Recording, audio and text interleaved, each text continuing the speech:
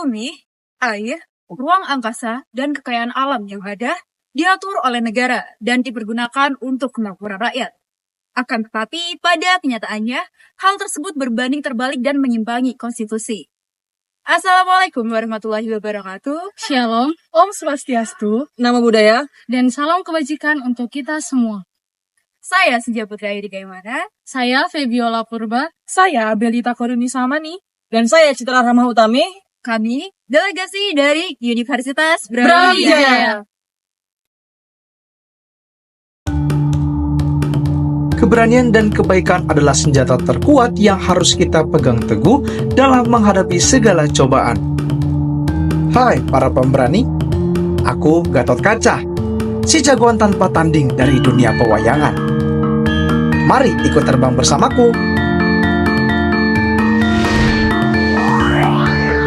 Aku ingin mengajak teman-teman semua untuk melihat masalah lingkungan yang semakin mengkhawatirkan. Lihatlah, polusi di sini sangatlah tebal. Aku harus segera menghubungi para generasi penerus bangsa untuk memberitahu masalah ini.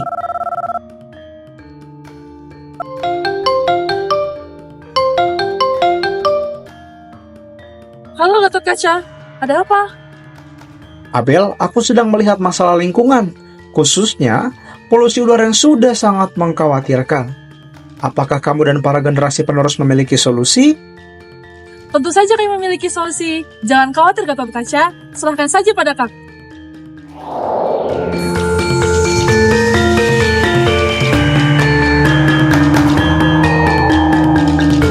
Udara merupakan salah satu faktor yang sangat penting bagi kehidupan manusia dan keberlangsungan ekosistem pada saat ini, seperti yang ditegaskan juga pada Peraturan Pemerintah Nomor 41 Tahun 1999 yang secara tegas menegaskan perlunya menjaga dan merawat keberlangsungan fungsi udara untuk kesejahteraan manusia dan kesejahteraan ekosistem.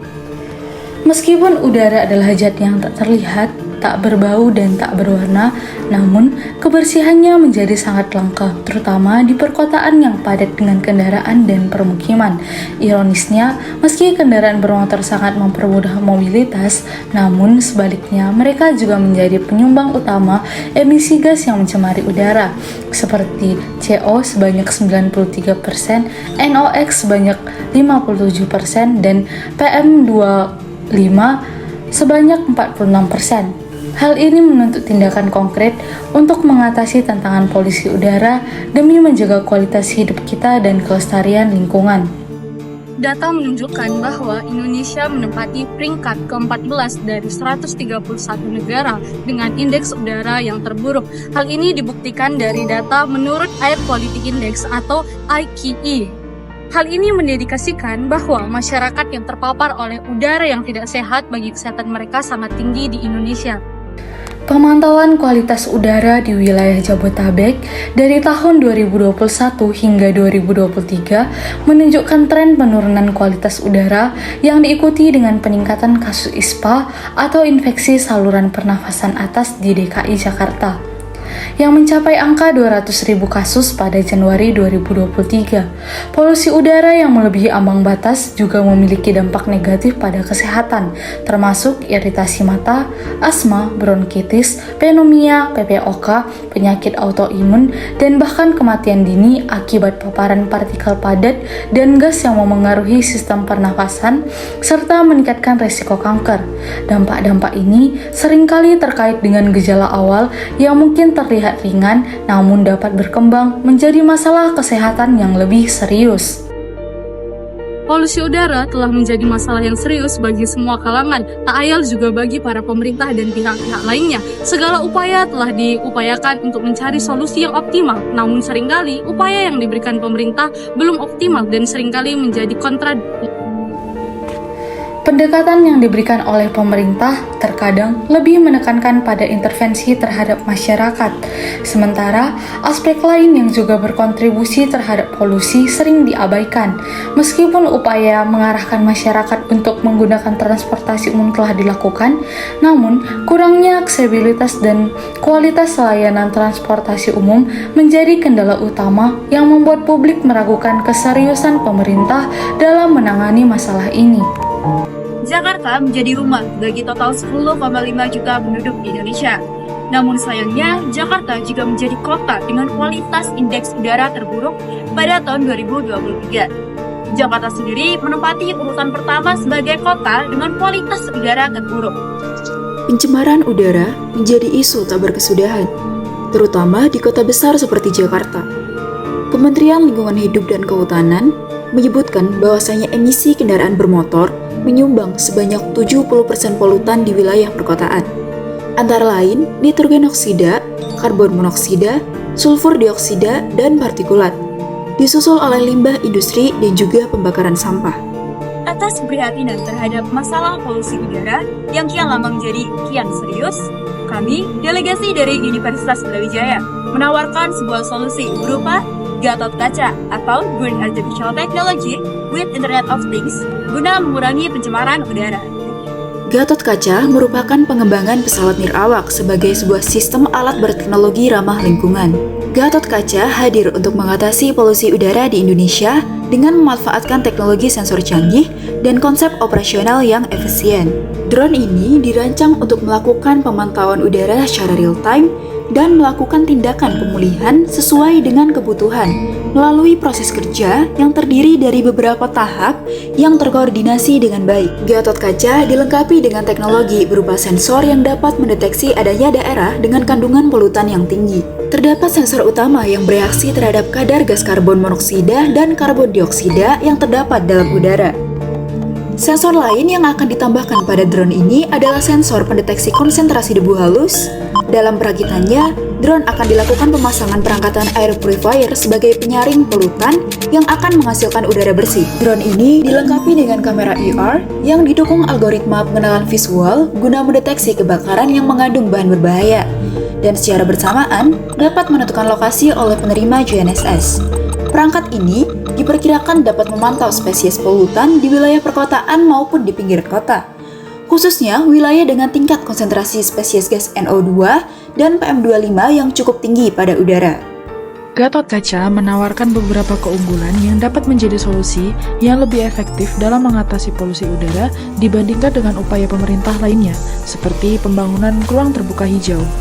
Namun, Ivan Jayawan, seorang dokter teknik lingkungan lulusan University of Michigan, berpendapat bahwa memperbanyak tanaman untuk mengurangi polusi udara tidak berdampak signifikan, sebab pohon bukanlah penyerap polutan. Polutan hanya menempel di pohon kemudian terbang jika tertiup angin. Karakteristik Gatot Kaca yang lebih responsif dan adaptif terhadap perubahan kondisi polusi udara membuatnya mampu untuk melakukan pemantauan polusi udara secara real-time dengan akurasi tinggi. Hal ini memungkinkan deteksi dini terhadap titik-titik polusi yang memerlukan intervensi cepat, dibandingkan dengan ruang terbuka hijau yang membutuhkan waktu lama untuk tumbuh dan memberikan manfaat yang signifikan. Drone dapat memberikan respon instan untuk mengurangi tingkat polusi di area yang teridentifikasi. Pengoperasian Gatot Kaca yang dapat diarahkan secara spesifik ke area yang paling terdampak oleh polusi udara mampu memberikan efek yang langsung dan efisien dalam mengurangi polusi, dibanding ruang terbuka hijau yang tidak dapat menjangkau area-area yang sama secara cepat atau efektif. Selain itu, Gatot Kaca memiliki kemampuan untuk melakukan tindakan langsung untuk mengatasi polusi udara, yakni melalui proses filtrasi udara dari polutan berbahaya. Hal ini merupakan pendekatan proaktif guna mengurangi polusi secara langsung, berbeda dengan ruang terbuka hijau yang lebih bersifat pasif dalam penyerapan polutan. Gatot Kaca unggul dalam mengidentifikasi sumber-sumber polusi udara secara akurat, sehingga tindakan pencegahan atau pengurangan polusi dapat ditargetkan dengan lebih efektif, memungkinkan penggunaan sumber daya yang lebih efisien dibandingkan dengan upaya yang kurang terarah seperti pembangunan ruang terbuka hijau. Dalam keseluruhan, konsep Gatot Kaca ini menawarkan pendekatan yang lebih adaptif, responsif, dan efektif dalam mengatasi polusi udara dibandingkan dengan upaya pemerintah lainnya seperti pembangunan ruang terbuka hijau. Dengan menggunakan teknologi canggih dan strategi operasional yang terkoordinasi dengan baik, Gatot Kaca dapat menjadi alat yang sangat berharga dalam menjaga kualitas udara dan kesehatan masyarakat di Indonesia. Dalam pemasangannya, setidaknya Gatot Kaca akan melalui 3 tahap uji kelayakan, yang dalam penyertaannya, pemasangan ini akan melibatkan 2 pihak, yaitu Kementerian Lingkungan Hidup dan Kehutanan, serta Kementerian Perhubungan. Dimulai dari tahap yang pertama, yaitu pemeriksaan komponen dan pemasangan komponen pra-perakitan.